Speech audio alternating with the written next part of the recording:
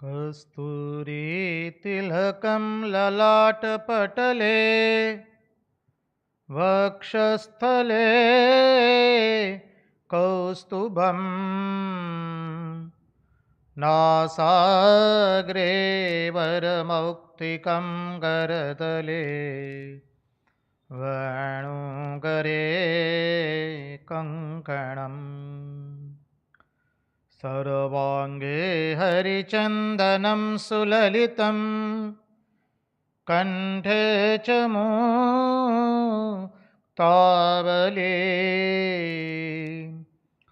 गोपस्त्रीपरिवेष्टितो विजयदे गोपालचूडामणिः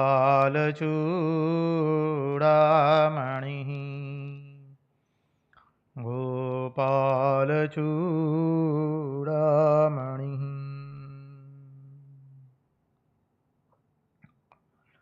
स्वस्ति श्रीगणेशाय नमः।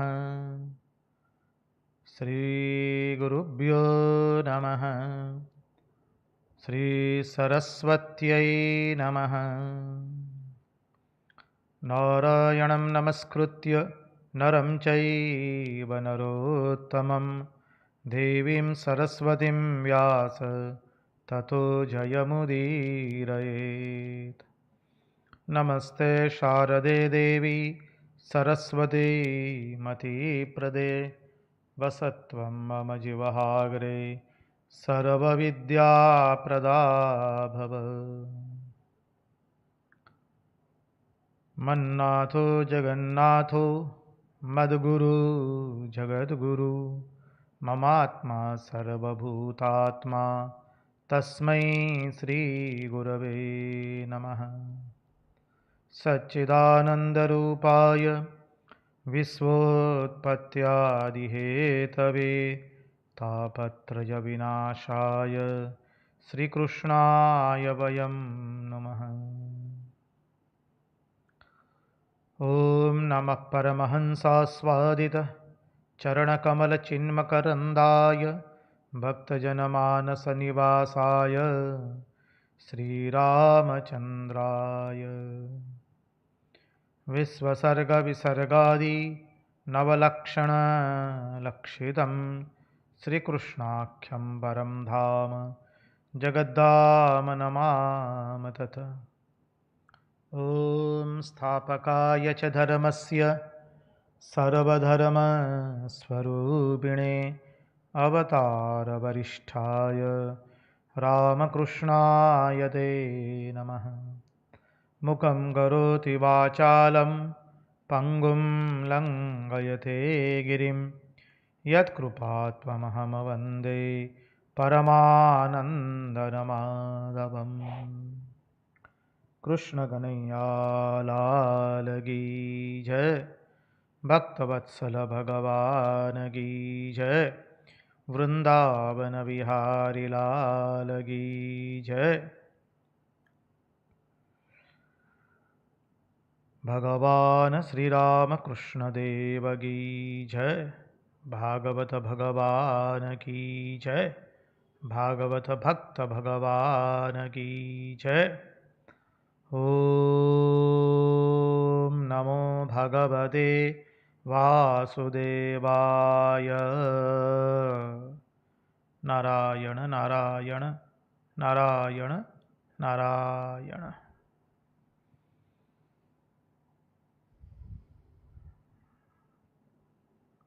सर्वप्रथम हम पूज्यपाद स्वामी आदि भवानंद जी महाराज के चरणों में सश्रद्धेय प्रणाम निवेदित करते हैं।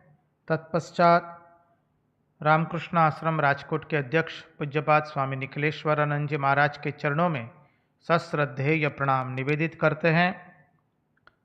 तत्पश्चात उपस्थित पूज्यपाद प्रभु सेवानंद जी महाराज सह अन्यान्य सभी सन्यासी महात्माओं के चरणों में एवं विरक्तों के चरणों में वंदन करते हैं। और इस दृश्य श्राव्य माध्यम से जो कोई भी भागवत रसामृत का रसपान कर रहा है, उन सब के हृदय में निवासित उस अनंत अखंड अविनाशी परब्रह्म परमात्मा को मुहुर मुहुर वंदन करके आइए भागवत रसामृत में हम अवगाहन करें।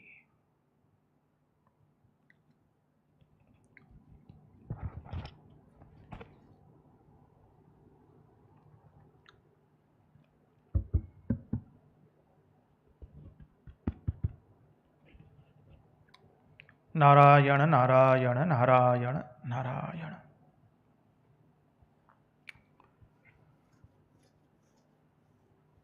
यस्वानुभावमखिलश्रुतिसारमेकम् अध्यात्मदीपमतितीतिर्षतां तमोन्धम् संसारिणां करुणयाः पुराणगुह्यम् तं व्याससूनुमुपयामि गुरुं मुनीनाम्।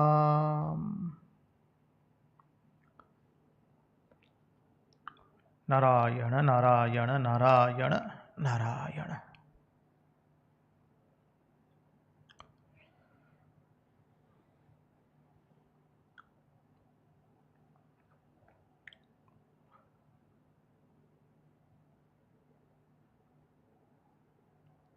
जिज्ञासु ने प्रश्न किया है,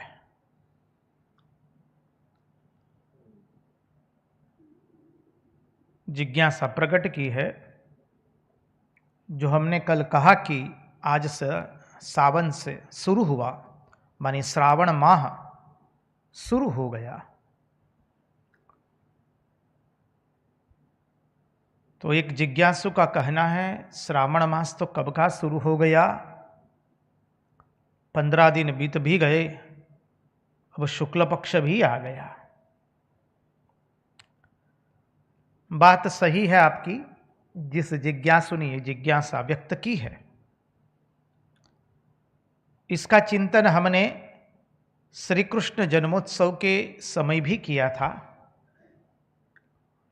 देखिए, गुजरात, महाराष्ट्र, आंध्र प्रदेश एवं कर्नाटक, दक्षिण के जितने राज्य हमको मालूम है उतने बारे में ही हम बताएंगे आपको। तो दक्षिणात्य के ये 2 प्रदेश, आंध्र प्रदेश एवं कर्नाटक, पश्चिम भारत के गुजरात एवं महाराष्ट्र, ये चारों राज्य के अंदर में कल से ही श्रावण शुरू हुआ है। राजस्थान, मध्य प्रदेश, उत्तर प्रदेश, बिहार, उत्तराखंड, दिल्ली से लेकर वहाँ तक चले जाए बंगाल में, असम तक, सब जगह श्रावण माह 15 दिन पहले शुरू हो चुका है। देखिए, शास्त्रीय पद्धति है पंचांग की। पंचांग जो है उत्तर भारत के लोग एवं पूर्वीय भारत, अब जो उत्तर भारत मैंने कहा उसमें सब आ गए, ये राजस्थान से लेकर एमपी से लेकर उत्तर प्रदेश, उत्तराखंड, दिल्ली, बांग्लादेश, बिहार और आसाम तक, वो लोग अपने पंचांग का सूर्यमान अनुसरण करते हैं। गुजरात, महाराष्ट्र, आंध्र प्रदेश और कर्नाटक चंद्रमान का अनुसरण करते हैं, इसलिए 15 दिन का फर्क आएगा। अर्थात गुजरात, महाराष्ट्र, आंध्र प्रदेश, कर्नाटक, हम लोग अमावस्या के बाद माह पूर्ण गिनते हैं। आप लोग पौर्णिमा के बाद माह की पूर्णाहुति करते हैं। उत्तर प्रदेश, बिहार, बांग्लादेश, असम, मध्य प्रदेश, राजस्थान वाले लोग। इसलिए हमारे और आपके बीच में गुजरात, महाराष्ट्र, आंध्र प्रदेश, कर्नाटक और बाकी के ये जो राज्य मैंने गिनाए, उनमें 15 दिन का पार्थक्य रहेगा। हमने कृष्ण जन्मोत्सव के दरमियान इसकी चर्चा की थी। ये पंचांग शास्त्र है, बहुत सुंदर अद्भुत शास्त्र है। पंचांग देखने की पद्धति भी होती है, हर एक प्रदेश का अपना अपना पंचांग होता है, उसी का अनुसरण करना होता है शास्त्रीय पद्धति से। कोई एक प्रदेश में सूर्योदय हुआ वो आपके प्रदेश के लिए लागू पड़ सकता नहीं है।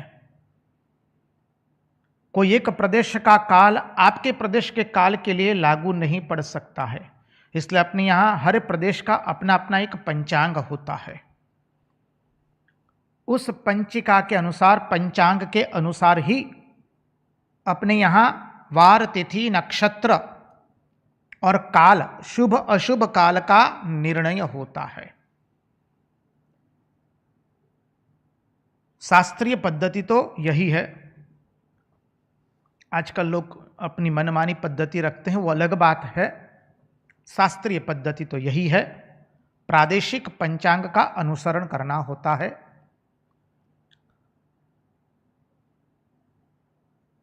इसलिए हमने कल कहा, गुजरात, महाराष्ट्र, आंध्र प्रदेश एवं कर्नाटक के अनुसार कल श्रावण मास का प्रारंभ हुआ है। और ये भी आपको बता दें, दाक्षिणात्य देशों में जो हम ये श्रावण मास अभी मना रहे हैं, वो लोग वहाँ कार्तिक मास में शिव जी की पूजा करते हैं।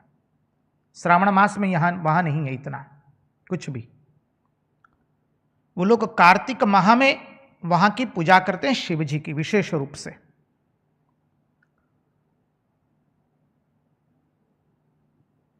तो हर एक प्रदेश की अपनी एक एक परंपरा है, हर एक प्रदेश का अपना अपना पंचांग है और सभी प्रदेशों के अपने अपने पंचांग पूर्ण हैं, कहीं अपूर्णता नहीं है।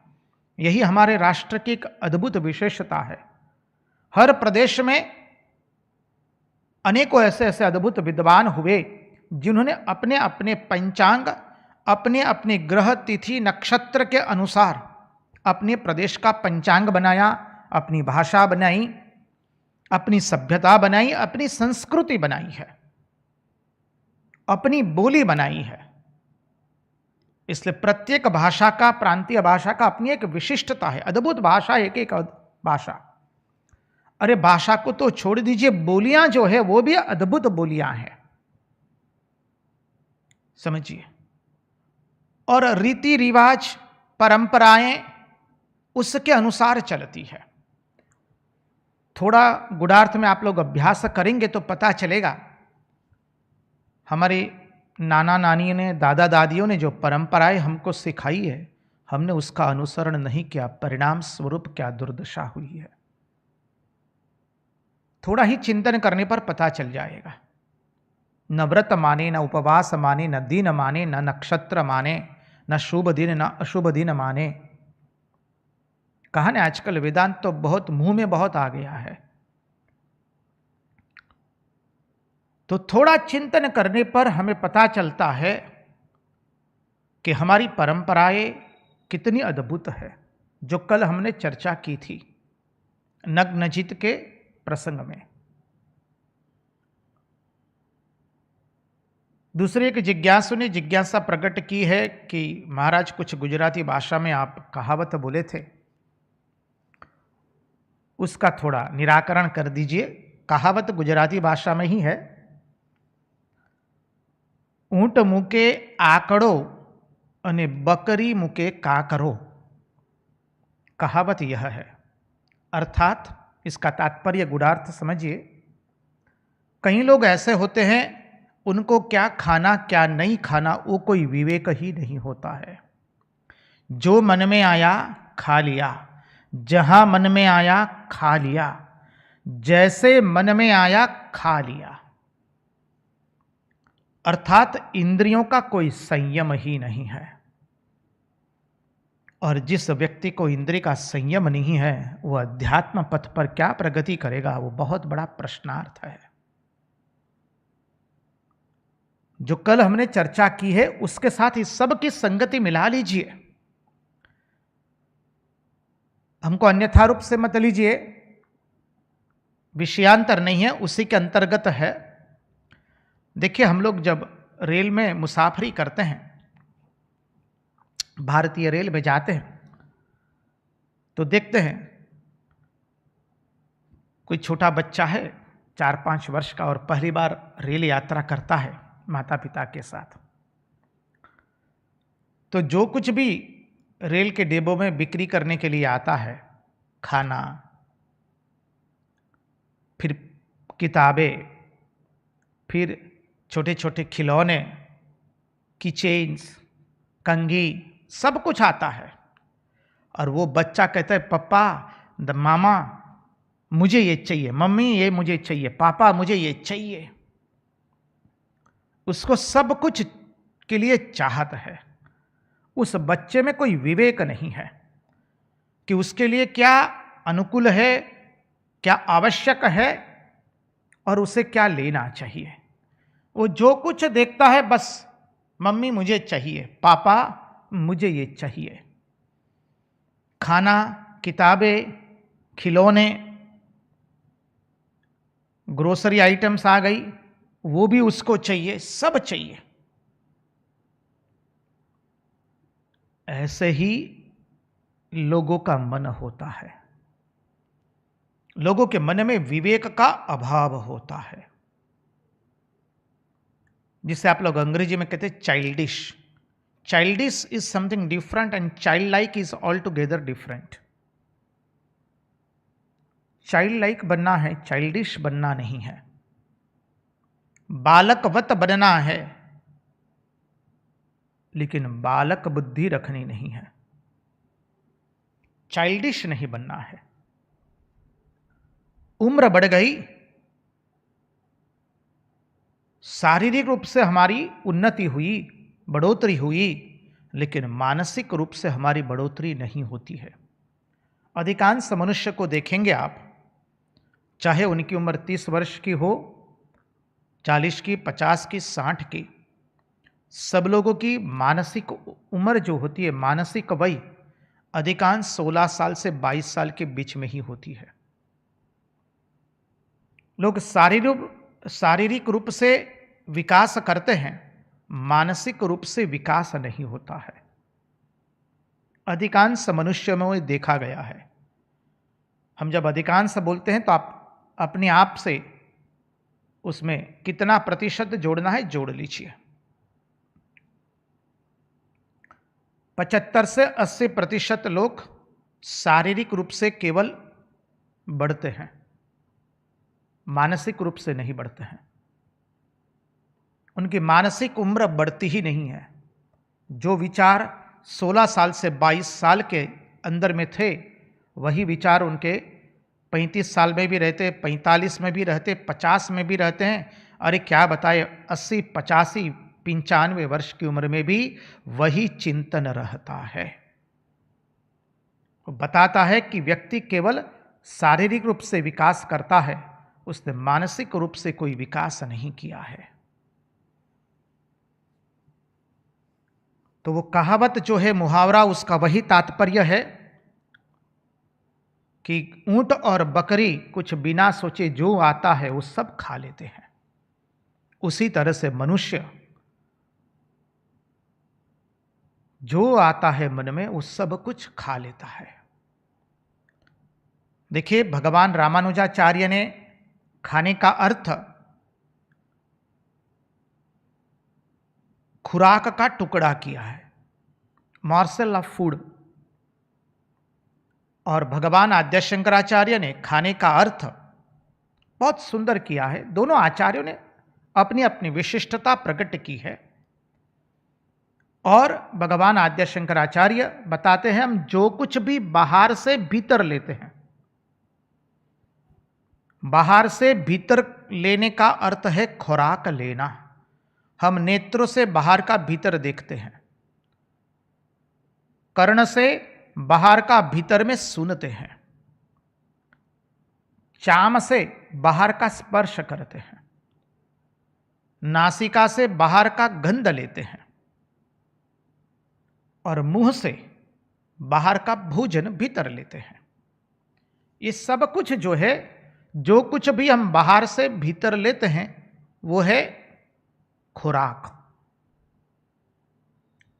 तो हमें केवल मॉर्सल ऑफ फूड अर्थात जो अन्न का ग्रास हम लेते हैं, वही केवल सुधारना नहीं है, उसी में केवल संयम नहीं रखना है।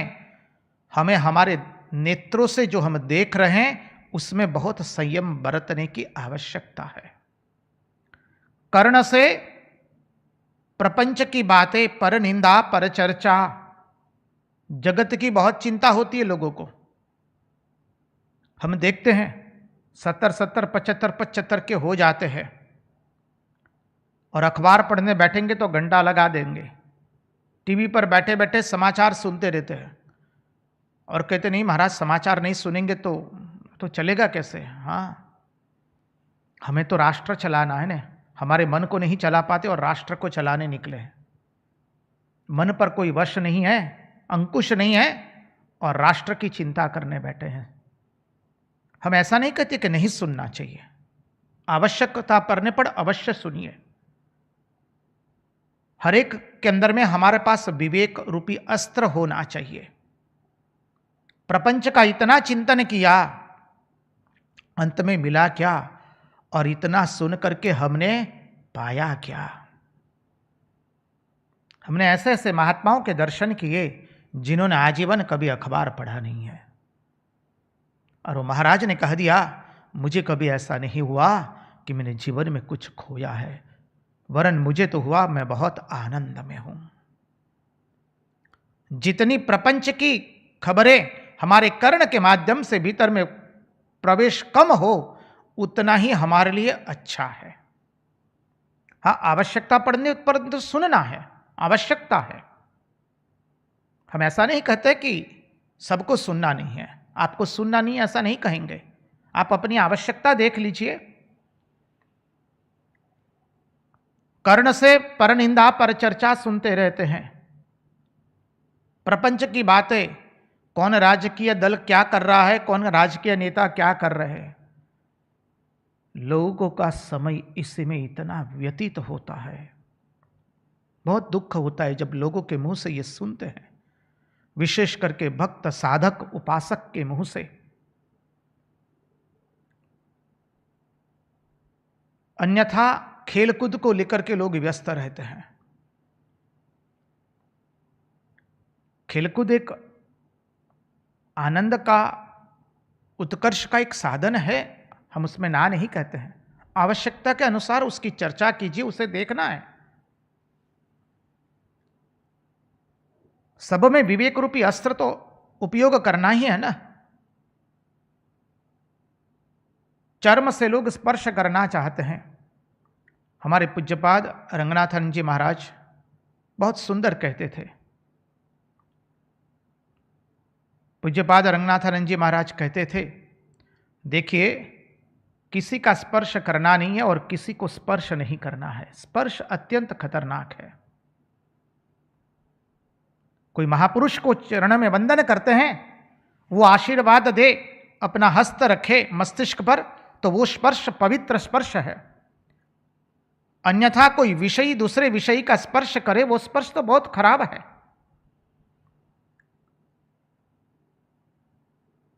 हाथी का शिकार हथनी के पुतला बना करके ही करवाया जाता है। स्पर्श से हाथी की क्या गति होती है समझिए। इसलिए जहां तक हो सके स्पर्श करने का वर्जित गिना गया है।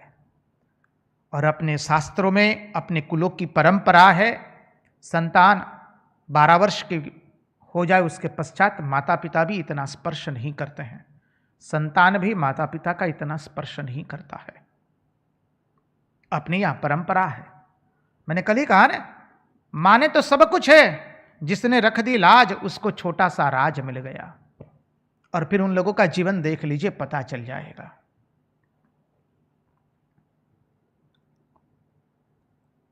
तो कर्ण से भगवान की कथा सुने, नेत्रों से भगवान के दर्शन करे, जिह्वा से पवित्र भोजन खाए। इसलिए भोजन के पहले हम लोग कहते हैं ब्रह्मार्पणम ब्रह्म हवि ब्रह्माग्नौ ब्रह्मणाहुतम ब्रह्मैव तेन गंतव्यम ब्रह्म कर्म समाधिना अहम वैश्वानरो भूत्वा प्राणिनां देहमाश्रितः प्राणापान समायुक्त पचाम्यन्नम चतुर्विधम। क्यों गाते ये श्लोक भोजन के पहले? इसी के कारण पवित्र भोजन बने।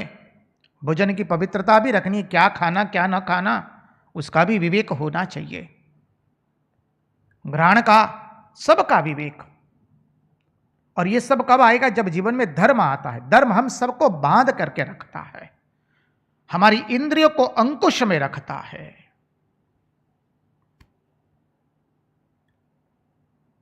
और एक जिज्ञासु ने जिज्ञासा प्रकट की है,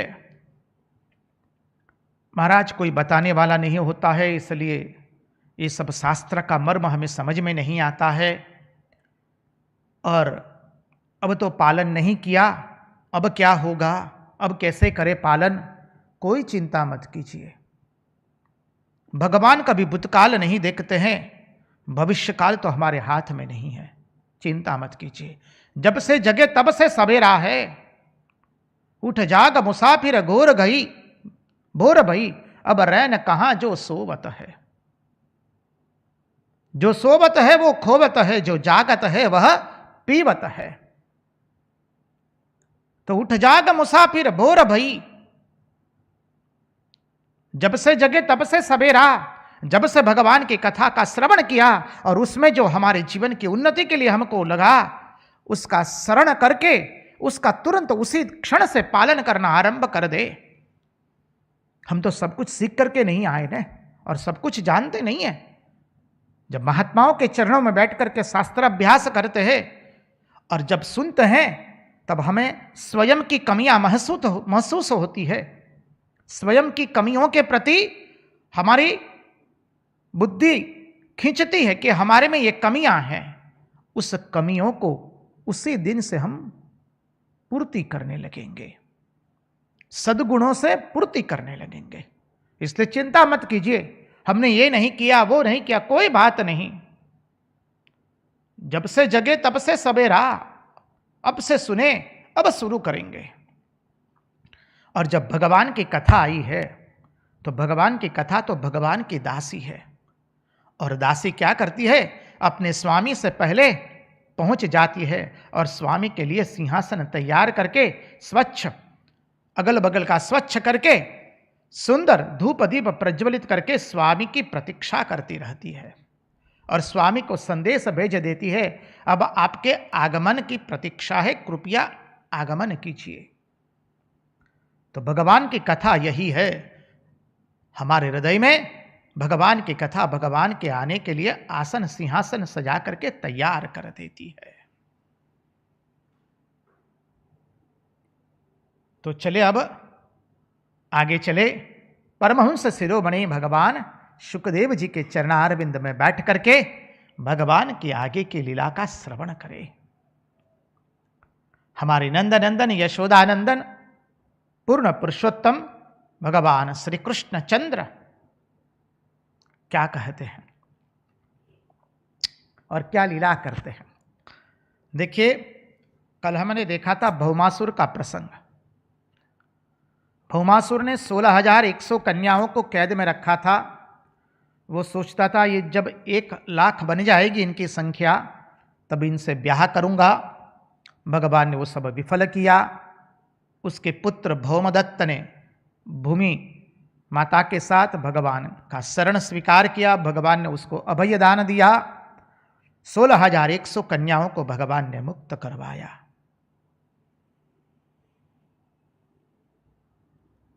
तत्पश्चात भगवान स्वयं सत्यभामा जी के साथ स्वर्ग में जाते हैं और इंद्र की माता अदिति देवी को प्रणाम करके कुंडल और वो सब कुछ लौटा देते हैं। इंद्र ने अपनी इंद्राणी के साथ भगवान का बहुत भव्याति भव्य स्वागत किया। अब स्वागत के समय क्या हुआ, अब यहाँ थोड़ी विष्णु पुराण की कथा आती है। ये भागवत में अत्यंत संक्षिप्त में इसकी पूर्णाहुति कर दी है। इस प्रसंग की संगति लगाने के लिए हम विष्णु पुराण से इस प्रसंग को जोड़ रहे हैं। मूल भागवत में यही प्रसंग अत्यंत संक्षिप्त में पूर्ण किया गया है। उस प्रसंग की संगति लगे, उसी के कारण हम विष्णु पुराण की इस प्रसंग की संगति लगा करके आपके सामने प्रस्तुत करने का प्रयास करते हैं। विष्णु पुराण में ये प्रसंग आता है, जब भगवान ने स्वर्ग में जाकर के अदिति देवी को उनके कुंडल इत्यादि वापस लौटा दिए, इंद्र ने इंद्राणी के साथ भगवान का अद्भुत स्वागत किया। तब एक दासी ने आकर के पारिजात पुष्प देने का प्रयास किया सत्यभामा जी को उनके स्वागत के रूप में। इंद्राणी ने तुरंत उस दासी को इशारा कर दिया और इशारों से ही कह दिया, अरे ये तो स्वर्ग के कल्पवृक्ष का फल है, पुष्प है, पारिजात। कहाँ हम स्वर्ग के देवता और एक कहाँ ये मनुष्य लोक के मनुष्य। क्या स्वर्ग के वृक्ष के पुष्प से मर्त्य लोक के मनुष्य का स्वागत किया जाता है? इंद्राणी ने इशारे से उस दासी को कह दिया। सत्यभामा जी ने देख लिया, सत्यभामा जी समझ गई, लेकिन सत्यभामा जी कुछ बोली नहीं उस वक्त। तत्पश्चात इंद्र को सब कुछ वापस लौटा करके जब भगवान स्वर्ग से वापस लौट रहे हैं, तो सत्यभामा जी कहती है भगवान को, देखिए जी, आप हमको स्वर्ग में ले आए, इतने सारे दिन हम रुके, इतनी देर तक रुके, लेकिन आपने हमको तो स्वर्ग ही नहीं दिखाया। सुना है यहाँ पर तो बहुत सारे उद्यान है, सरोवर है, बाग बगीचे हैं, कुछ दर्शन तो करवाइए स्वर्ग लोक का। भगवान कहते हैं अवश्य चलिए, और भगवान नंदन कानन देखने के लिए ले जाते हैं। और जब ले जाते हैं, गरुड़ जी पर सवार होकर के जहां कल्पवृक्ष आता है नंदन कानन में, सत्यभामा जी उतर जाती है वहां पर और कल्पवृक्ष के नीचे बैठ करके कहते हैं अपने स्वामी श्री कृष्ण से, अब आपको जाना है तो जाइए द्वारिका, हम तो तब तक द्वारिका नहीं लौटेंगे जब तक ये वृक्ष आप लेकर के द्वारिका में लगा न दें, तब तक हम जाने वाली नहीं है, लौटने वाली नहीं है द्वारिका। भगवान ने कहा ठीक है, उसमें क्या है। भगवान ने पारिजात का वृक्ष उठाया और गरुड़ पर लेकर के पुनः लौट रहे थे द्वारिका की ओर। अब देखिए यही देवता, इंद्र आदि देवताओं की मति क्या होती है। यही देवता जब असुरक्षित हो जाते हैं, असुर के त्रास से त्राहिमाम हो जाते हैं, तब भगवान को पुकारते हैं, और जब भगवान उनकी सहायता करते हैं, उनकी प्रार्थना सुन करके उनको भयमुक्त करते हैं असुरों के त्रास से, तब यही देवता फिर भगवान के उपकार को भी भूल जाते हैं। आज यही सब देवता, भगवान ने जब पारिजात वृक्ष ले लिया द्वारिका में ले जाने के लिए, तो देवताओं ने भयंकर युद्ध किया है भगवान के साथ में। समझिए,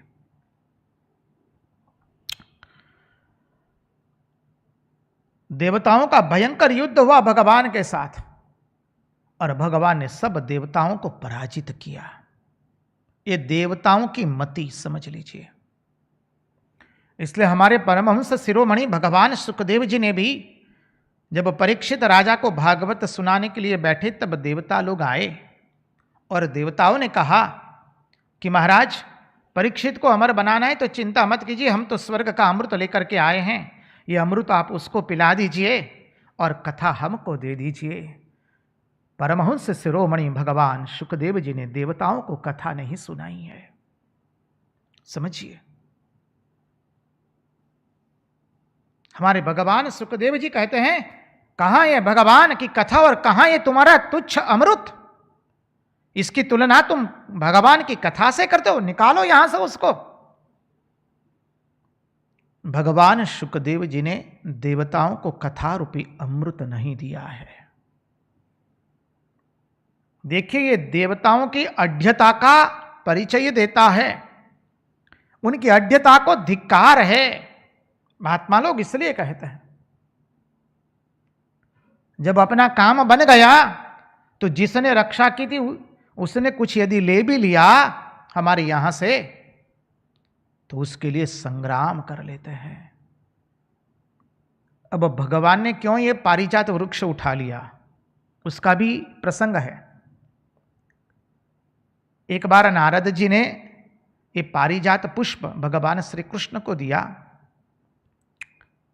और भगवान श्री कृष्ण ने वह पुष्प रुक्मिणी जी को दिया। अब भगवान की लीलाएं तो सब ऐसी है, इसके गूढ़ार्थ को नहीं समझेंगे तो हम मनुष्य की भावना से भगवान की लीला का अर्थ करना शुरू कर देंगे। भगवान कर्तुम अकर्तुम अन्यथा कर्तुम सर्वसमर्थ है, ये आप ध्यान में रखिए। अब जब नारद जी का दिया हुआ वो पारिजात पुष्प भगवान ने रुक्मिणी जी को दे दिया, अब नारद जी भी तो कम नहीं है, क्योंकि नारद जी को भगवान की अनेक लीला देखनी है। समझिए नारद जी पुनः पुनः द्वारिका आ जाते हैं, द्वारिका छोड़ करके अधिक रहते नहीं है दूर में, क्योंकि उनको भगवान के दर्शन करना है, रूप माधुरी लीला रूप माधुरी का दर्शन करना है, लीला माधुरी का श्रवण करना है और भगवान के गुणों का दिव्य स्मरण करना है। इसलिए नारद जी तो कोई ना कोई बहाना बना करके पुनः पुनः द्वारिका में प्रस्तुत हो जाते हैं। अब नारद जी ने सत्यभामा जी को जाकर के कह दिया, आप ऐसा मत समझिए कि श्री कृष्ण आपको अधिक प्रेम करते हैं, वो तो रुक्मिणी जी को ही प्रेम करते हैं। हम जो स्वर्ग के पारिजात वृक्ष से जो पारिजात पुष्प लाए थे वो उन्होंने रुक्मिणी जी को दे दिया, आपको तो दिया ही नहीं।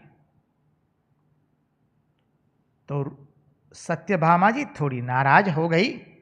भगवान कहते अरे उसमें नाराज होने की क्या बात है, आप चिंता मत करो, हम पूरा पारिजात वृक्ष ही आपके घर के आंगन में लगा देंगे। भगवान ने उस कथन की सत्यता के लिए वो पारिजात वृक्ष वहां से लेकर के आए। भगवान की एक एक दिव्य लीलाओं का रहस्य समझना पड़ेगा, otherwise we will start to make meaning out of the divine play according to our own diluted mind. अन्यथा हम क्या करेंगे, भगवान की इस दिव्य लीलाओं का तात्पर्य हमारे कलुषित मन के द्वारा निकालना शुरू कर देंगे। हम जहां बैठते हैं, जहां उठते हैं, जहां चिंतन करते हैं, उसी से हम अर्थ निकालता है। ये गलती कभी नहीं करनी है। अब आगे का प्रसंग तो बहुत सुंदर आता है। भगवान श्री कृष्ण एवं रुक्मिणी जी का संवाद है, बहुत अद्भुत प्रसंग है। ये प्रसंग हमारा प्रिय भी बहुत है, विशेष करके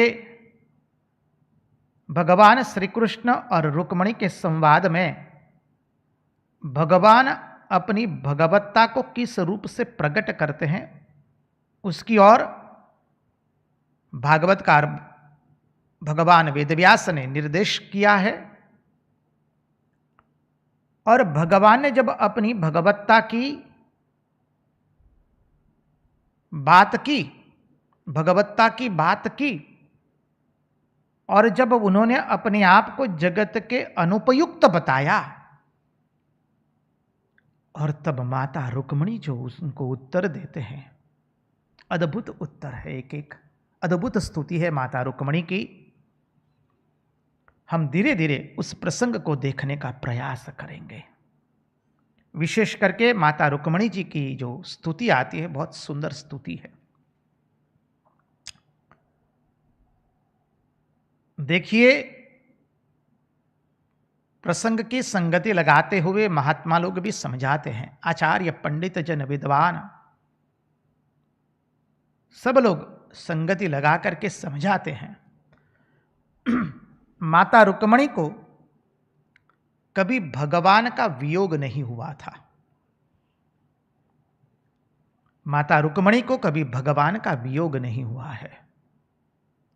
तो भगवान अब माता रुक्मिणी को थोड़ा वाचिक वियोग देना चाहते हैं, और उसके लिए भगवान ने एक अद्भुत दिव्य लीला की है। आचार्यों ने यह भी समझाया है कि माता रुक्मिणी में थोड़ा अहंकार आ गया था। अब समझिए, जहां जहां पर भगवान के पार्षदों में, भक्तों में और भगवान के लीला सहचरों में अहंकार दिखाई देता है, वो उनके अंदर अहंकार नहीं है। वो तो भगवान ने हम लोगों को शिक्षा देने के लिए उनके ऊपर उस अहंकार का आरोप किया है, और उन्होंने स्वयं उस अहंकार का स्वीकार किया है, ताकि हम जैसे साधारण मनुष्य को उसके अंदर में से एक अद्भुत शिक्षा प्रदान हो, हम एक अद्भुत शिक्षा प्राप्त कर सके। इसलिए ये भगवान की अद्भुत लीला है। लीला तो वही जिसके अंदर में हमारा मन लीन हो जाता है। लीला वही है जहां पर अहंकार का राहित्य होता है। लीला उसी को कहा जाता है जहां पर अहमता एवं ममता नहीं होती है। लीला उसी को कहते हैं जहां पर कर्तापना एवं भोक्तापना नहीं होता है। तो ये भगवान की अनुपम लीला है। उसका रसास्वादन करने के लिए हम उस प्रसंग में प्रवेश करते हैं।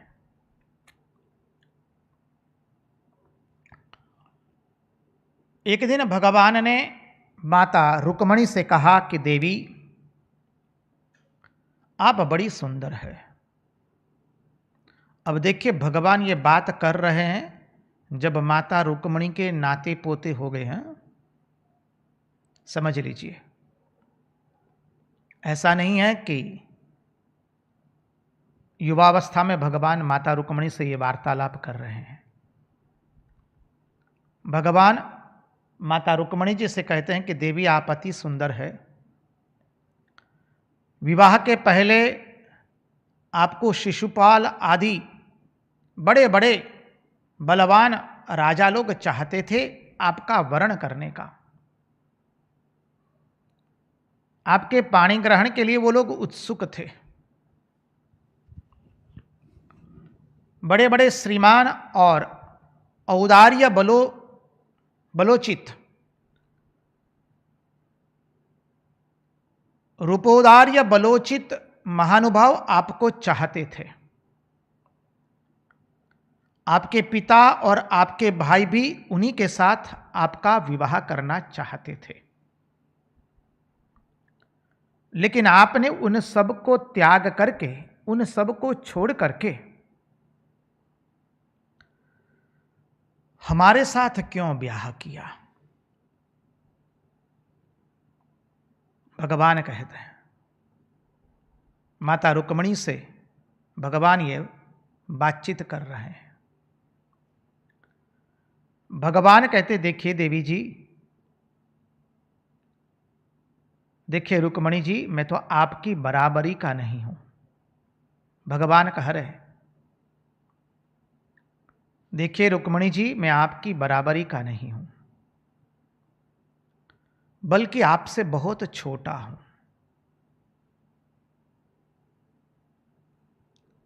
देखो, मैं राजाओं से डरता हूं। भगवान अपने आप को प्रकट कर रहे हैं। अब यही सब बातें लेकर के रुक्मिणी जी प्रत्युत्तर देने वाली है। इसलिए हमारा नम्र निवेदन रहेगा कि भगवान की एक एक बात को आप ध्यान से श्रवण कीजिए। तो जब माता रुक्मिणी जी जब प्रत्युत्तर देती है तो इतना आनंद आवेगा, और भगवान की क्या अद्भुत भगवत्ता है, और माता रुक्मिणी की क्या अद्भुत अपूर्व अनुपम श्रद्धा है। भगवान के चरणों में बलिहार हो जाएंगे। हम तो अपने आप को इस प्रसंग में धैर्य से रख नहीं पाए। क्या अद्भुत प्रसंग आता है। इसलिए वो मानव हमारा आप लोगों से हाथ जोड़कर नम्र निवेदन रहेगा, कृपा करके इसको ध्यान से श्रवण कीजिए।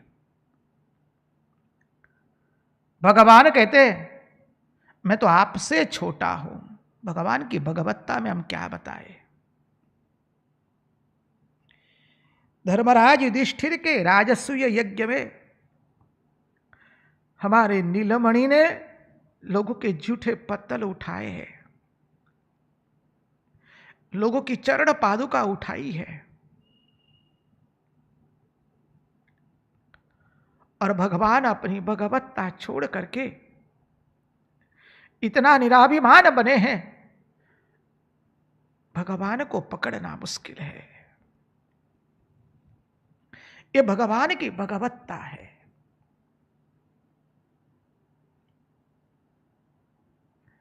जहां अहंकार का पूर्ण रूप से राहित्य है।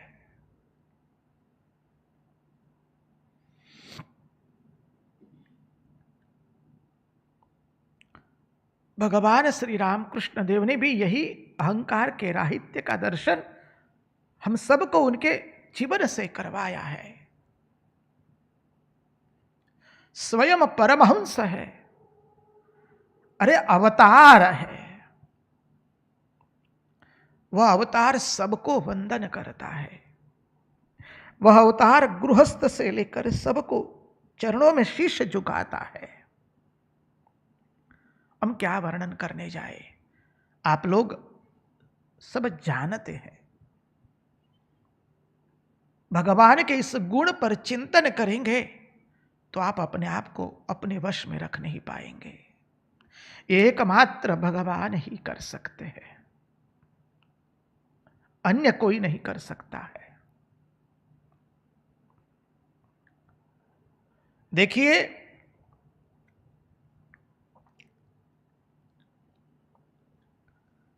हम आपको क्या बात बताए, ऐसे ऐसे महात्मा का वर्णन आता है। भागवत के एक महान विद्वान पंडित महात्मा थे।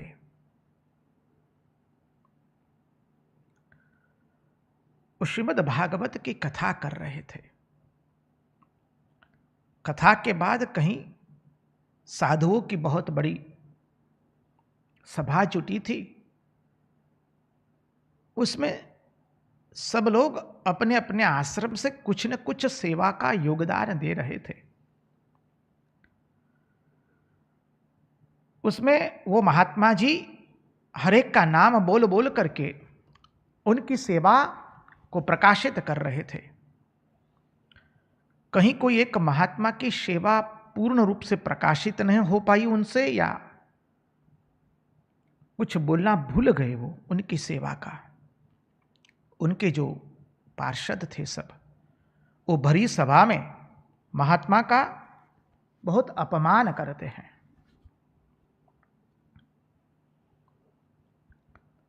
इतना अपमान किया, और वो महात्मा बहुत गणमान्य थे, जिनके वांगमय शरीर के चरणारविंद में बैठ करके हम हमारा शास्त्र अध्ययन करते हैं। जो हमारे आचार्य है पूज्यपाद अखंडानंद सरस्वती जी महाराज।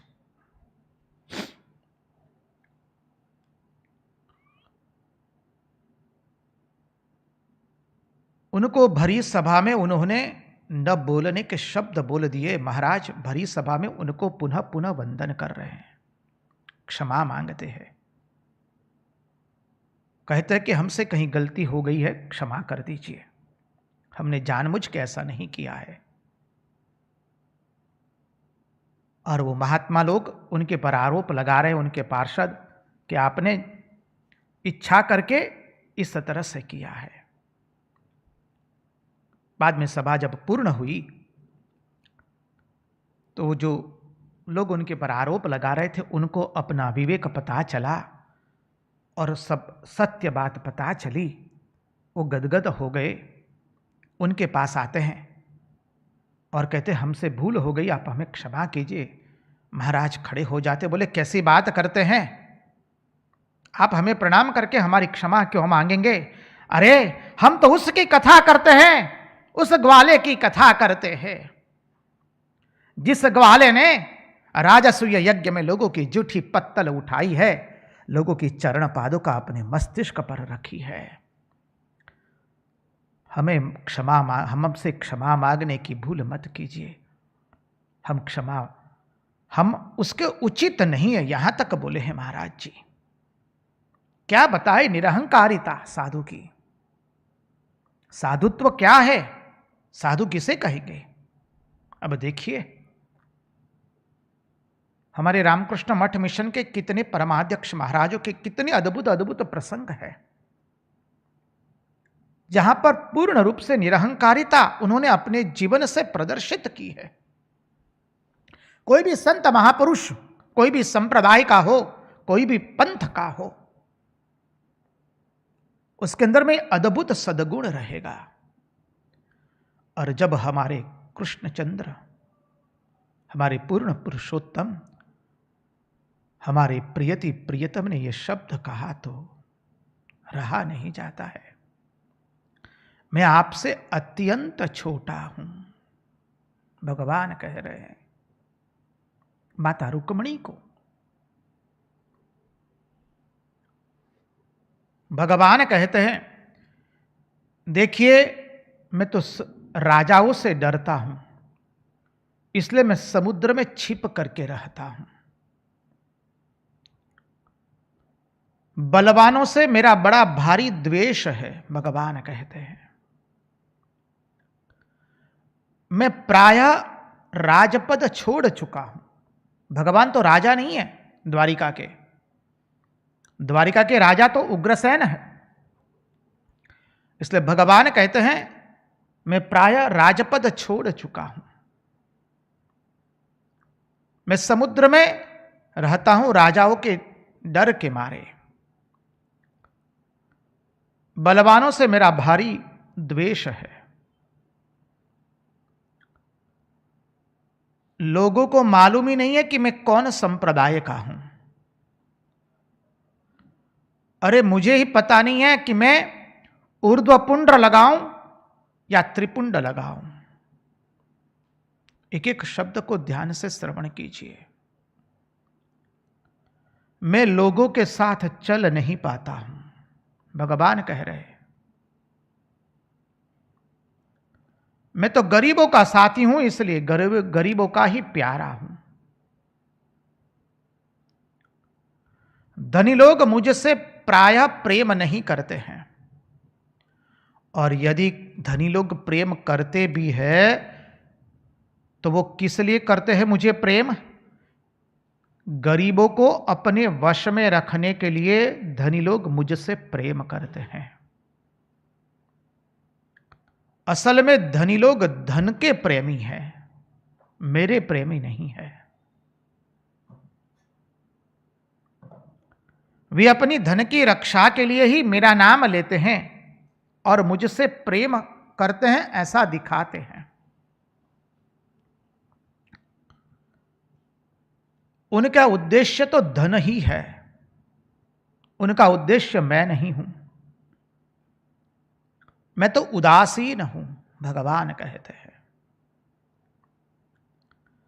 भगवान कहते मुझे न श्री चाहिए, न ख्याति चाहिए, न पद चाहिए, न प्रतिष्ठा चाहिए, न धन चाहिए। इसलिए देखिए देवी जी, विवाह तो बराबरी में होता है। विवाह तो बराबरी में होना चाहिए, छोटे बड़ों का विवाह नहीं होता है। छोटा का छोटों में विवाह होता है, बड़ों का बड़ों में विवाह होता है। आप अब भी सोच लीजिए, भगवान कह रहे यदि आपकी रुचि हो तो मैं किसी श्रेष्ठ पुरुष से, श्रेष्ठ राजा से, जिनमें ये सब लक्षण नहीं है, उस राजा से आपका ससम्मान ब्याह करा दूंगा, और वहां जाकर के आपके सब मनोरथ पूर्ण हो जाएंगे।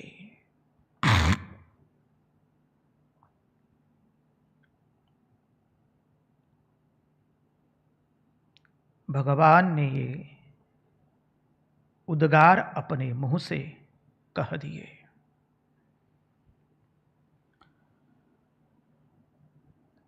अब रुक्मिणी जी की अवस्था हम देखेंगे, और रुक्मिणी जो क्या उत्तर देती है, माता रुक्मिणी अद्भुत उत्तर देती है। और रुक्मिणी की क्या अवस्था होती है, माता रुक्मिणी की? वो देखने का प्रयास करेंगे शास्त्र की रीति से। और क्या अद्भुत माता रुक्मणी ने उत्तर दिया है। उसके पहले हम महाराज से एक नम्र निवेदन करेंगे। एक सुंदर गुजरात के सौराष्ट्र की धरा का एक अद्भुत प्रसंग कह करके हम सबको एक भजन सुनाए। झवेरचंद मेघाणी जो गुजरात के राष्ट्रीय शायर जो है, उनका एक अद्भुत है यह, जननी ना हैयामा पोडणता पोडणता मने लाग्यो कसुंबीनो रंग। ओ माना धोड़ा धावण केरी धाराए धाराए, मैं तो पीधो कसुंबीनो रंग। यहां पर उसका अध्यात्म अर्थ लीजिए कि मां की गोद में रहते रहते ही मैंने ये शास्त्र का रसपान किया है। मां की गोद में रहते रहते ही मां ने मुझे बचपन से भगवान से प्रेम करना सिखाया है। और हमारी मां है मां श्रुति भगवती। तो मां श्रुति भगवती की गोद में बैठ करके हम शास्त्र का अध्ययन करते हैं और यहीं पर इसका यही अध्यात्म अर्थ लगा करके इस अद्भुत जो पंक्तियां हैं उसका स्वाद ले।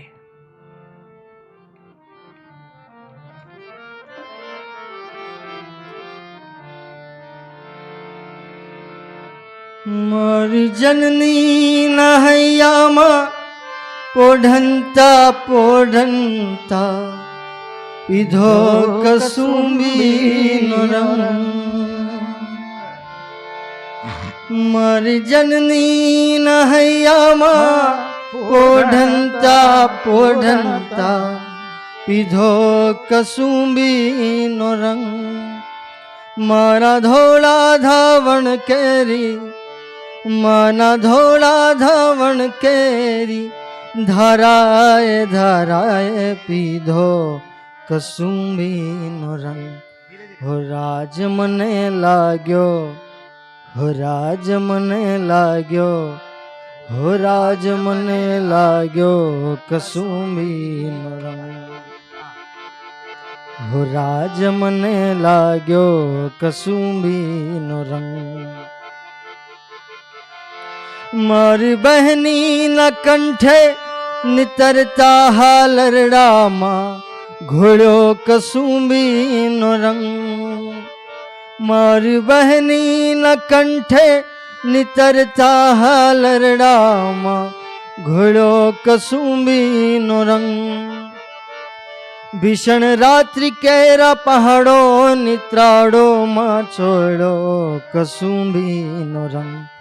हो राज मने लाग्यो हो राज मने लाग्यो हो राज मने लाग्यो कसुंबीनो रंग।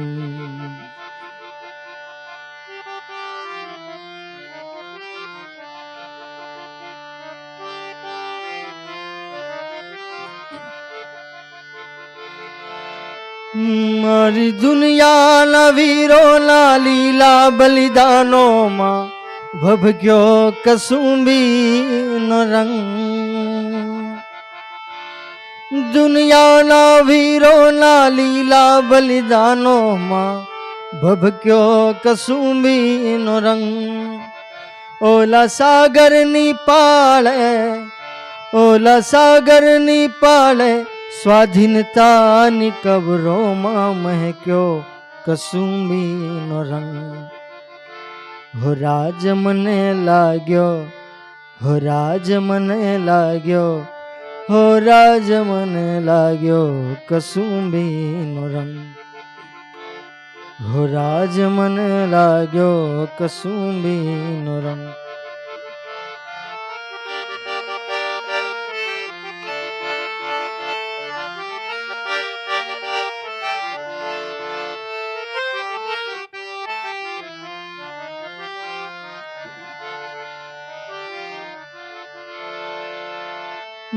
पीड़ितों ने आसुड़ा निधारे हाहाकारे रेलो कसुंबीनो रंग। पीड़ितों ने आसुड़ा निधारे हाहाकारे रेलो कसुंबीनो रंग।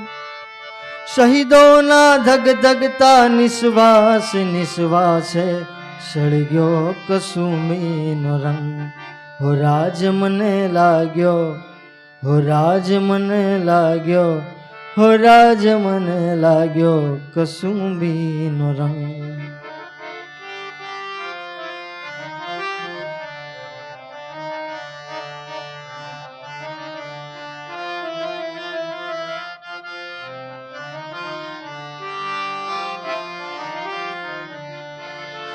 मारी धरती ना भूख्या कंगालों ने गाले छलकायो कसुंबीनो रंग।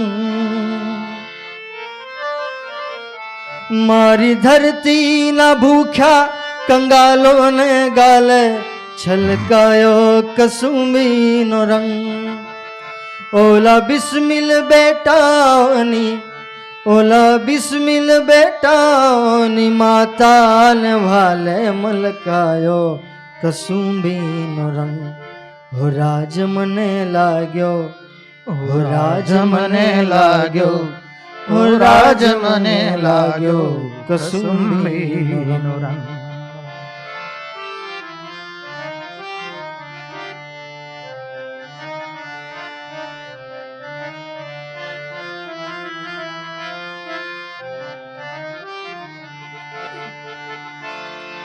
और घोड़ी घोड़ी प्यालाओ भरिया टेकिला तमें ले जो कसुंबीनो रंग।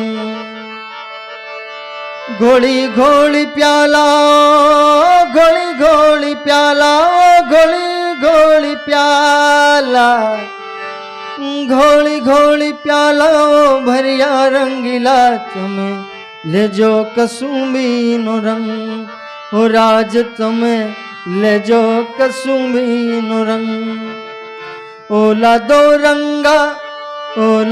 रंगा देखीन डरिया टेकिला तमें ले जो कसुंबीनो रंग हो राज मने लाग्यो हो राज मने लाग्यो हो राज मने लाग्यो कसुंबीनो रंग।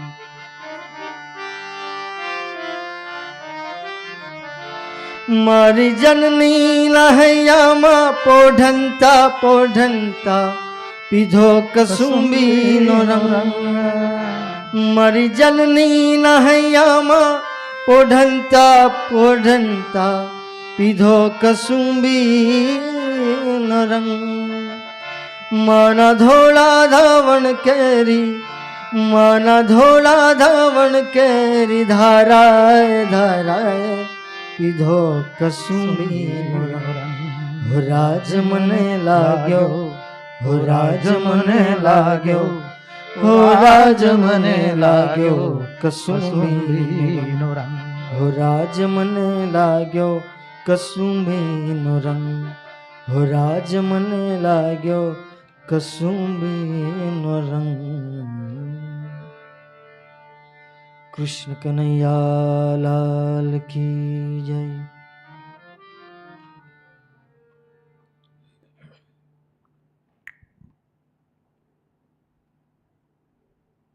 कृष्ण कन्हैया लाल की जय। गुजरात के श्री झवेरचंद मेघाणी महान राष्ट्रीय शायर थे। उन्होंने मातृभूमि की रक्षा के लिए और भूमि के पुत्रों को आवाहन किया है मातृभूमि की रक्षा के लिए। और ये इतना अद्भुत बनाए, ये रचना जो है ऐसी अद्भुत रचना है, उसके शब्दों को यदि आप समझेंगे, उसको पीने का प्रयास करेंगे, तो कोई भी होगा वो खड़ा हो जाएगा मातृभूमि की रक्षा के लिए। इतना अद्भुत बनाया है। कहते हैं ना, जहां कोई न पहुंचे वहां पहुंचे कवि, जहां रवि न पहुंचे वहां पहुंचे कवि। और उन्होंने अपने जीवन से वो सार्थक करके दिखाया। यहीं चोटिला के पास, चोटिला के ही थे, चोटिला के पास के झवेरचंद मेघाणी। आइए चले हम भगवान श्री कृष्ण ने माता रुक्मिणी को जो अपनी बातें बताई, भगवान ने अपने आप को अत्यंत छोटा कर दिया है। मैं राजा नहीं हूं, मैं तो राजाओं से डरता हूं, समुद्र में आकर बैठ गया हूं।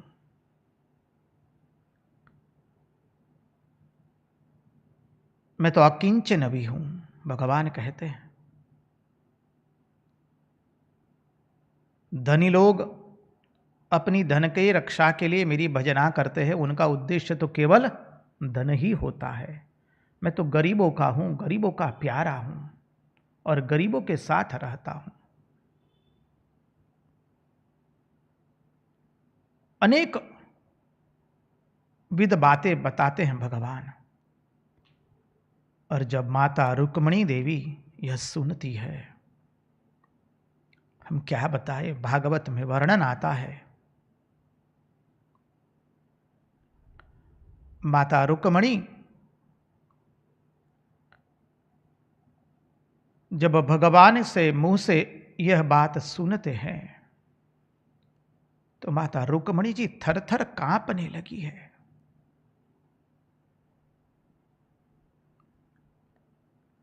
माता रुक्मिणी गिर गई है। उनके नेत्रों से चौधार अश्रु गिर रहे हैं। अपने पांव से धरती खोद रही है मां।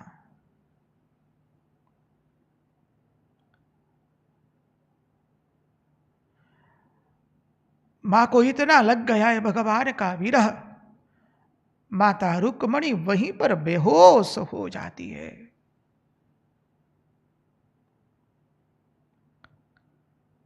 भगवान देखते ही देखते क्या हो गया, माता रुक्मिणी बेहोश हो गई।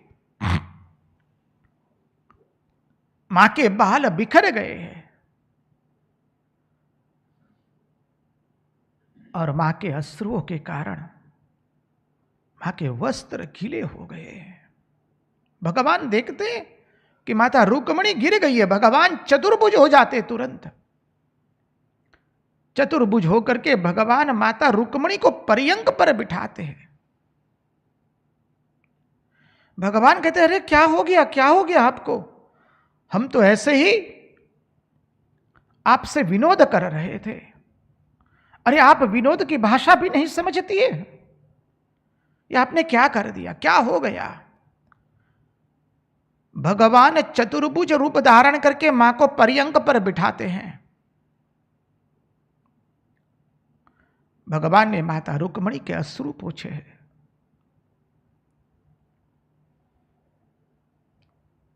भगवान माता रुक्मिणी देवी को आश्वस्त करते हैं।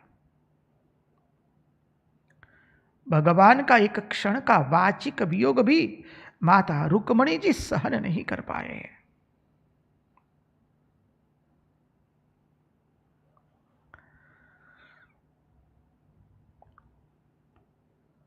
भगवान श्री कृष्ण पूर्ण चंद्र,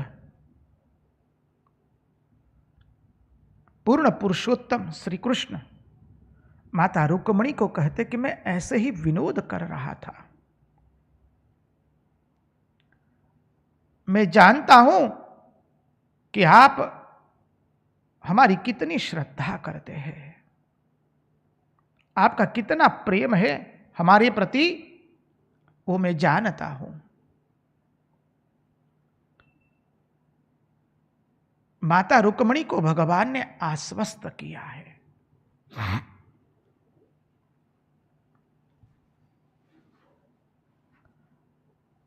भगवान ने माता रुक्मिणी के नेत्र पोछे हैं, अरे अपने हृदय से लगाया। भगवान से जब माता रुक्मिणी आश्वस्त होती है, अब माता रुक्मिणी भगवान की स्तुति करती है। 34 श्लोकों से लेकर 48 श्लोक पर्यंत 14 से 15 श्लोक है। क्या अद्भुत स्तुति की है माने। हम कुछ श्लोकों का चिंतन करने का प्रयास करेंगे। माता रुक्मणी भगवान की स्तुति करते हुए कहती है। अब रुक्मण्युवाच नन्वेवमेतदरविन्दविलोचनाद् यद वै भवान् भगवतो सदृशी विभुम्रः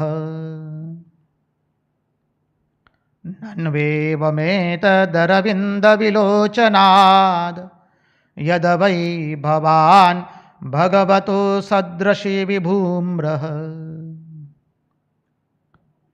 क्वस्मे महिम्न्यभिरतो भगवान्स्त्र्यधीशः क्वाहं गुणप्रकृतिरज्ञगृहीतपादा। क्या सुंदर कहती है माँ। माँ से ये विरह सहन नहीं हुआ है।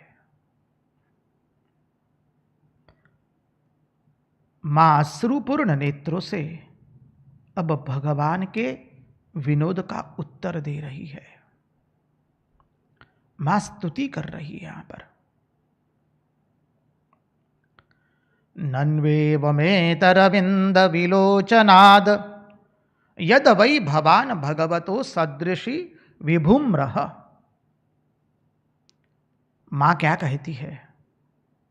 माता रुक्मणी कहती है, प्रभु कहां आप अपनी महिमा में स्वप्रतिष्ठित है, कहां आप अपनी महिमा में रत त्रिगुणमयी माया को नचाने वाले आप हैं। आप अपनी त्रिगुणमयी माया को नचाने वाले भगवान आप कहां और मैं कहां? त्रिणों गुण से आबद्ध प्रकृति वाली यह अज्ञानी जीव। माता कहती है,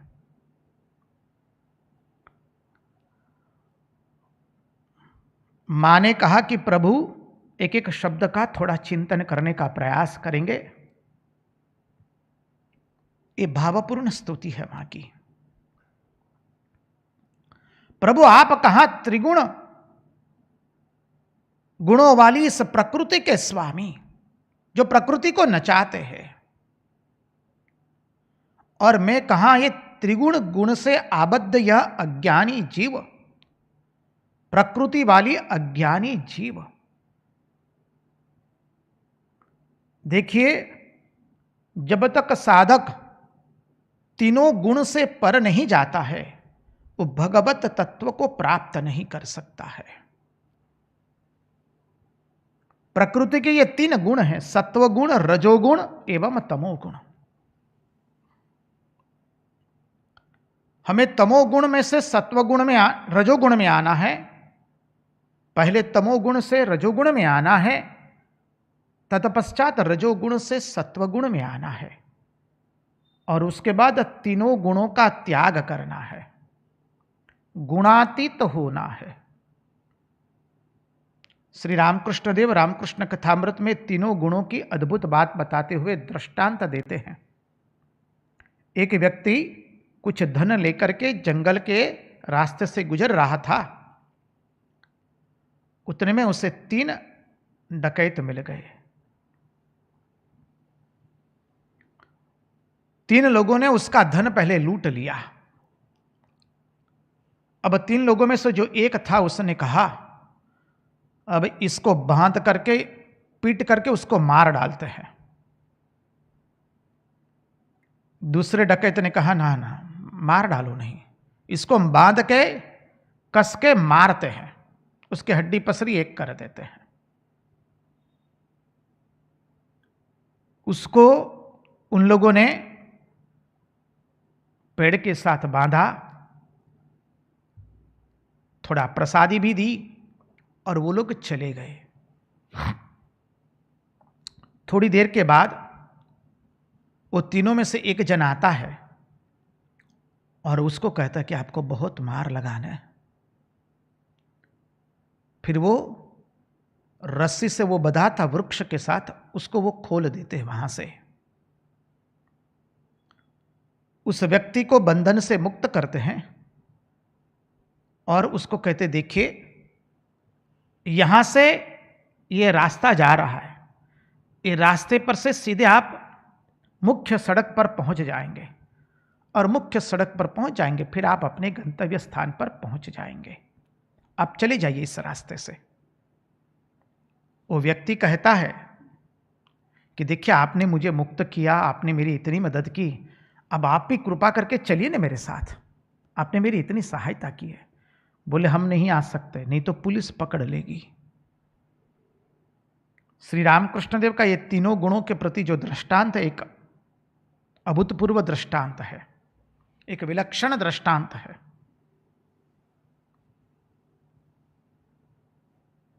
तीन गुण से हम जब तक आबद्ध है तब तक हम भगवत प्राप्ति नहीं कर सकते हैं। तमोगुण अर्थात आलस्य, प्रमाद, उससे हमको रजोगुण में आना है। इसलिए स्वामी विवेकानंद जब पूरा राष्ट्र तमोगुण की अंदर में सो रहा था, सत्वगुण की आड़ास में वो तमोगुण से आबद्ध हो चुका था और अपने आप को सत्वगुण में समझता था। इसलिए इस तमोगुण के अंधकार में से इस राष्ट्र को बचाने के लिए स्वामी विवेकानंद पूरे कश्मीर से कन्याकुमारी तक भ्रमण करते हैं और इस राष्ट्र की चेतना को पुनः जागृत करते हैं। और इसलिए उन्होंने हमें कर्मयोग और कर्म योग से सेवा करने का एक अद्भुत सिद्धांत हम सबको दिया कि राष्ट्र के लोग पूरे तमोगुण की आड़ में सोए हुए हैं, उनको जगाना पड़ेगा, तमोगुण से रजोगुण में आना पड़ेगा और रजोगुण से सत्वगुण में जाना पड़ेगा, तत्पश्चात तीनों गुणों से पार जाना पड़ेगा, तब जाके भगवत प्राप्ति होगी।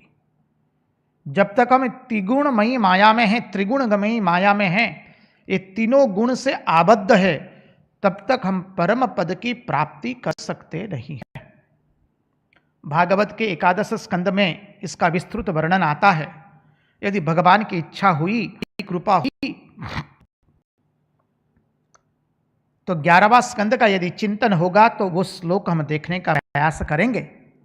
11वां स्कंद में 20वें अध्याय के अंदर में भगवान बताते हैं कि कौन सी व्यक्ति कौन से योग के लिए उपयुक्त है। जो व्यक्ति रजोगुणी है वो कर्मयोग के लिए उपयुक्त है। जो व्यक्ति रजोगुणी में ही, जिसका शुद्ध रजोगुण आया है, जिसके में अभी भी संसार के प्रति पूर्ण रूप से वैराग्य नहीं हुआ है और भगवान के प्रति पूर्ण रूप से आत्मसमर्पण नहीं हुआ है, ऐसे व्यक्ति के लिए भक्ति योग है। और जिसने प्रपंच का पूर्ण रूप से त्याग कर दिया है, प्रपंच के प्रति तनिक भी जिसके अंदर में आसक्ति नहीं है, ऐसे के लिए योग होता है। ज्ञान, कर्म अर्थात ज्ञान, भक्ति एवं कर्म के उपासक कौन कौन होते हैं उसका सुंदर वर्णन आता है। अभी तो हम इस क्षण तो रूप में देखे हैं उसको। समय आया यदि ईश्वर हुई तो विस्तृत रूप से 11वां स्कंद के सत्संग करेंगे। हरी इच्छा बलवान। तो यहां तात्पर्य है कहने का वो यही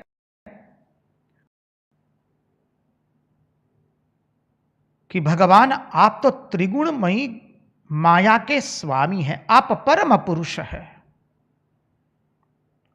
और महालक्ष्मी कौन है? दैवी माया है भगवान की। और माता लक्ष्मी अपने आप को छोटा कर दिया, अपने आप को माने। और क्या कहा प्रभु, मैं तो त्रिगुणमयी माया में, प्रकृति में फंसने वाली, प्रकृति वाली यह अज्ञानी जीव हूं। समझिए, क्योंकि माया जो है, शास्त्र के सिद्धांत से समझे, माया के दो रूप जो हमने चिंतन किया था, उसमें भी हमने चिंतन किया था। गो गोचर जहां लगा मन जाई, याद कर लीजिए। हमारे संत प्रवर तुलसीदास जी ने अद्भुत कह दिया है उसमें, गो गोचर जह लग मन जाई। तो माता रुक्मणी जी वो महालक्ष्मी है, भगवान की दैवी माया है।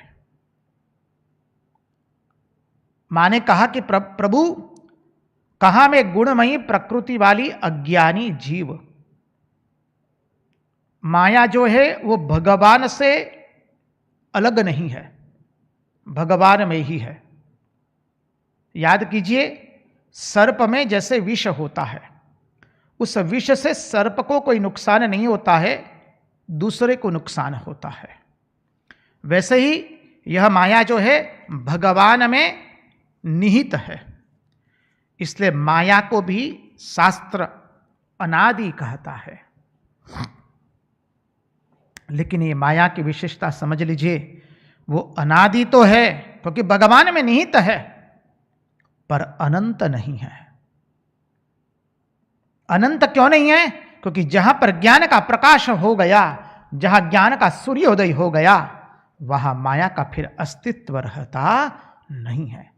माया अर्थात जो नहीं है फिर भी दिखाई दे, ये नानात्व जो है वो नहीं है, फिर भी जो दिखाई दे उसी का नाम माया। तो यहां पर मां कहती है कि कहां प्रभु आप त्रिगुणमयी प्रकृति के स्वामी, और कहां मैं गुणमयी प्रकृति अज्ञानी जीव। अब मां जो आगे बात कहती है उसका ध्यान से श्रवण कीजिए।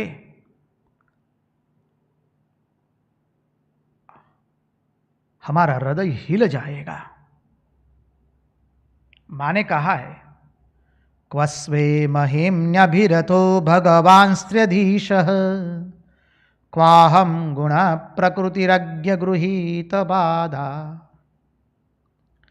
गुण प्रकृतिरज्ञ गृहीत पादा।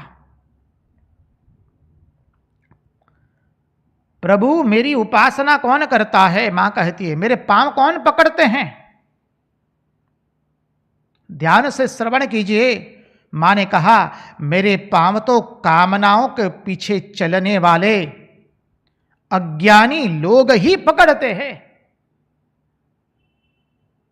प्रभु मेरे पांव कौन पकड़ते हैं? जो अज्ञानी जीव है, कामनाओं के पीछे जो ग्रस्त है, जो कामनाओं के कारण अज्ञान में जो रहते हैं, इच्छाओं के कारण, वासनाओं के कारण कामनाओं के पीछे चलने वाले अज्ञानी पुरुष ही मेरे चरण पकड़ते हैं। जो कामनाओं से रहित है वो मेरा चरण नहीं पकड़ते हैं, कतई नहीं पकड़ते हैं। वो तो इस प्रपंच का त्याग करके निकल जाते हैं। उनको मालूम है ये सर्वथा मिथ्या है। जो कामनाओं से ग्रसित अज्ञानी जीव है वही मेरे चरण पकड़ते हैं। वही लोग, वही अज्ञानी जीव मेरे पांव को पकड़ते हैं। आप लोग थोड़ा चिंतन कीजिएगा इसके ऊपर, और जीवन में समझिए हम लोगों ने किसके पांव पकड़े हैं? भगवान के पकड़े हैं, या जो मां कह रही है कि उनके पांव कामनाओं से ग्रसित अज्ञानी जीव ही पकड़ते हैं? आइए आगे के श्लोक में मां क्या सुंदर अद्भुत भाव प्रकट करती है, देखे। मां कहती है, सत्यम भयादिव गुणेभ्य उरुक्रमांतः, शेते समुद्र उपलंभन मात्र आत्मा। क्या सुंदर है। सत्यम भयादिव गुणेभ्य उरुक्रमंतः, शेते समुद्र उपलंभन मात्र आत्मा। जो लोग मूल भागवत निकाल करके बैठे हैं उनसे निवेदन है, अध्याय 60वां श्लोक नंबर 34। सत्यं भयादीव गुणेभ्य उरुक्रमान्तः शेते समुद्र उपलम्भन मात्र आत्मा नित्यं कदीन्द्रियगणैः कृतितग्रहस्त्वं तत्सेवतैर्कृजपदां विद्युतं तमोन्धं नित्यं कदीन्द्रियगणैः कृतविग्रहस्त्वं त्वत्सेवकैर्धृतपदं विद्युतं तमोन्धम। माने क्या कहा यहां पर? सत्यम भयादीव गुणेभ्यः उरुक्रमान्तः शेते समुद्र उपलंभन मात्र आत्मा। प्रभु जो आप कहते हैं कि आप राजाओं के डर के मारे समुद्र में निवास करते हैं, प्रभु सत्य है वो। मैया ने कह दिया, माता रुक्मणी ने कह दिया, प्रभु वह सत्य है। आपका यह कहना कि आप डर के मारे समुद्र में रह रहे हैं वो बिल्कुल ठीक है। अवश्य ही आप कैसे राजाओं से भयभीत होकर के समुद्र में रहते हैं? तो प्रभु आप गुणों से डर करके इस अंतः समुद्र में शयन करते हैं। क्या अद्भुत कहा! आप गुणों से डर करके इस अंतः समुद्र में शयन करते हैं। नारायण, याद कीजिए भागवत का प्रथम सत्संग जो हमने शुरू किया था, भागवत की परिपाटी है। भगवान नारायण ने ब्रह्मा जी को कहा, ब्रह्मा जी ने फिर नारद जी को कहा, नारद जी ने वेदव्यास को कहा, वेदव्यास जी ने शुकदेव जी को कहा और शुकदेव जी ने परीक्षित राजा को कहा। तो नारायण नारायण निवास कहां करते हैं? बोले क्षीर सागर में। तो क्षीर सागर क्या है? जहां हमारी भावनाओं रूपी समुद्र बह रहा है, हमारे हृदय में। तो हृदय ने फिर कहा, किसको कहा? बुद्धि को कहा। बुद्धि के देवता ब्रह्मा जी है। संगति मिल जा रही है। इसलिए मां कहती कि प्रभु बात सही है, आप अवश्य ही आप गुणों से डरकर अंतः समुद्र में शयन करने वाले हैं। नारायण, अयन जिसका, अयन क्या है? जल जिसका अयन है उसका नाम है नारायण।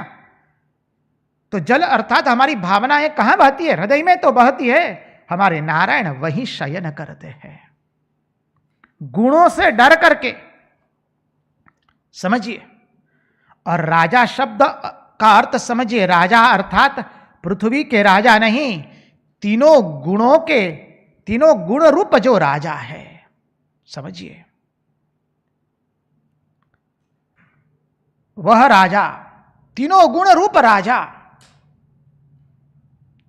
इसलिए आप तीनों गुणों रूप राजा से डर करके आप समुद्र में शयन करते हैं, अर्थात आप हमारे हृदय में शयन करते हैं। और फिर कहा, आप राजाओं से बैर रखते हैं, परंतु वे राजा कौन हैं जानते हैं? अरे यह अपनी इंद्रियां ही राजा है, और इंद्रियों से तो आप बैर रखते ही है। सत्यम भयादिव गुणेभ्य उरुक्रमान्तः शेते समुद्र उपलंबन मात्र आत्मा। वो राजा कौन है? ये इंद्रियां ही राजा है। उनसे तो आप वैर ही रखते हैं, क्योंकि इंद्रियों की शुद्धि संयम से होती है। और जब इंद्रियों की शुद्धि संयम से नहीं हुई है तो वो इंद्रियां कैसी है? अरे मनुष्य को पतन के गर्त में घुसा देती है। इसलिए प्रभु ऐसी इंद्रियों के आप राजा है। आगे का प्रसंग बहुत सुंदर गुढ़ार्थ कहा है माने, उसको देखने का प्रयास करेंगे। आज यहीं पर उन्हीं की वाणी, उन्हीं के चरण कमलों में समर्पित करते हुए, भगवान से प्रार्थना करते हुए, प्रभु आइए हमारे हृदय में निवासित कीजिए और हमारी इंद्रियों को आप अपना वैरी बना दीजिए। कृष्ण कन्हैया लाल की जय, भक्त वत्सल भगवान की जय, सब संतन की जय, सब भक्तन की जय। ओम नमः पार्वती पदये हर हर महादेव हर।